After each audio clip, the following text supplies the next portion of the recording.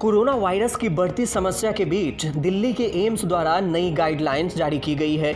युवाओं में कोरोना के बढ़ते मामलों के बीच एम्स द्वारा इन नए दिशा निर्देशों में हल्के और गंभीर लक्षण होने पर उपायों की जानकारी दी गई है। इनमें बताया गया है कि हल्के, मोल्ड और गंभीर हालात में क्या करना चाहिए।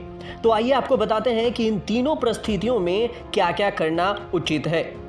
हल्के लक्षण वाले मरीज के लिए एम्स की नई गाइडलाइंस में बताया गया है, अगर किसी व्यक्ति को कोरोना के हल्के लक्षण दिखाई देते हैं तो उसे घर में ही आइसोलेट होने की कोशिश करनी चाहिए। इस दौरान लोगों से दूरी बनाए रखें, मास्क, सैनिटाइजर और सफाई का ध्यान रखें।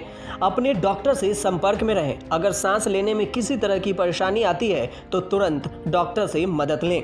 ज्यादा लक्षण दिखने लगे यानी मोल्ड स्थिति में क्या करना चाहिए। अगर किसी व्यक्ति की परेशानी बढ़ने लगती है, सांस लेने में काफी परेशानी हो रही है, तो उसे वार्ड में भर्ती हो जाना चाहिए। अधिक परेशानी पर ऑक्सीजन सपोर्ट मिलना जरूरी है। डॉक्टरों द्वारा लगातार उसके सांस लेने पर नजर रखनी होगी। चेस्ट का टेस्ट कराना भी जरूरी है। अगर हालात बिगड़ रही है तो ही चेस्ट का टेस्ट करवाएं।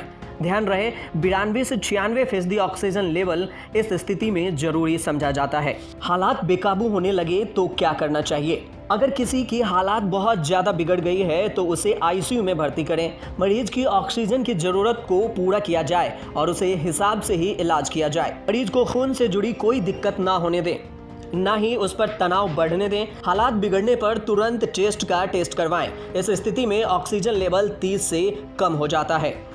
इन सामान्य गाइडलाइंस के अलावा एम्स दिल्ली ने गुरुवार को एक और निर्देश दिया है। एम्स में रिसोर्स की कमी होने के कारण अब सिर्फ उन हेल्थ केयर वर्कर्स का टेस्ट किया जाएगा जिनमें कोरोना के लक्षण हैं। वहीं अगर कोई कोरोना पॉजिटिव आता है तो उसे आइसोलेट किया जाएगा और उसी हिसाब से इलाज किया जाएगा। हालांकि संक्रमित लोगों के इलाज के लिए दिल्ली एम्स ने कोरोना की कुछ दवाएं भी बताई है, जिसमें टोसिलीजुमैब भी शामिल है। इसमें बताया गया है कि गंभीर बीमारी होने की सूरत में आपातकालीन उपयोग के तौर पर टोसिलीजुमैब दवा के उपयोग की सिफारिश की गई है। इस दवा का उपयोग बीमारी के शुरुआत अथवा आईसीयू में भर्ती होने के 24 से 48 घंटे के भीतर शुरू करने की सिफारिश की गई है। इस दवा का उपयोग रोग प्रतिरोधक क्षमता बढ़ाने के लिए किया जाता है। दिशा निर्देश के मुताबिक प्लाज्मा का उपयोग भी बीमारी के शुरुआती चरण में किए जाने की सिफारिश की गई है। खासकर बीमारी के लक्षण सामने आने के 7 दिनों के भीतर ही प्लाज्मा थेरेपी के उपयोग की सलाह दी गई है। बता दें कि देश भर में पिछले 24 घंटे में 3,14,000 से ज्यादा मामले आने के साथ ही संक्रमितों की संख्या बढ़कर 1,59,30,965 हो गई है। दुनिया के किसी भी देश में एक दिन में कोरोना वायरस संक्रमण का